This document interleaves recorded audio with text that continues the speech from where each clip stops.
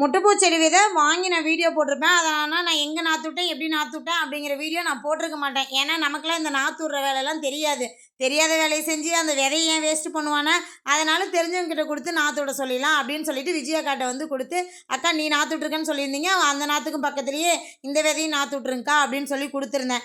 அவங்களும் பார்த்திங்கன்னா அதை சூப்பராக நாற்று விட்டு வச்சுருப்பாங்க போல். நான் போகவே இல்லை. செடி பிடுங்கும்போது தான் போய் பார்த்தா நல்லா அழகாக சரியாக நாற்று விட்ருந்தாங்க. அதுக்கப்புறம் என்ன, செடி பிடுங்க ஆரம்பிக்கலாம் அப்படின்னு சொல்லிட்டு அவங்க வீட்டுக்காரர் ஒரு பக்கம் வந்து அவருமே கூட ஹெல்ப் பண்ணி பிடுங்கி கொடுத்துட்டு இருந்தாரு. பிடுங்கிறதுக்குமே அவங்க நல்லா எருவுலாம் கொட்டினதுனால நல்லா செடி பிடுங்கிறதுக்குமே நல்லா இருந்தது. அதுக்கப்புறம் அங்கேருந்து பிடுங்கி எடுத்துகிட்டு வந்தது எங்கள் வீட்டுக்காரர் தண்ணி பாய்ச்சிட்டு இருந்தார். மாமா உன் பொண்ணான கையாலேயே செடியை ஊனி விட்டுருமாமா அப்படின்னு சொன்னதுமே அவரும் வந்து செடி ஊனதுக்கப்புறம் நானும் அந்த அக்காவும் தான் செடி ஊனி விட்டோம். அதுக்கப்புறம் நாவப்பழத்தை பார்த்ததும் குடுகுடுன்னு உடையாந்து நாவப்பழம் சாப்பிட வந்துட்டேன். உடனே சுபா வந்துட்டு கேட்டுட்டு இருந்தா, அக்கா எனக்குலாம் நாவப்பழம் இல்லையா அப்படின்னு சொல்லிட்டு.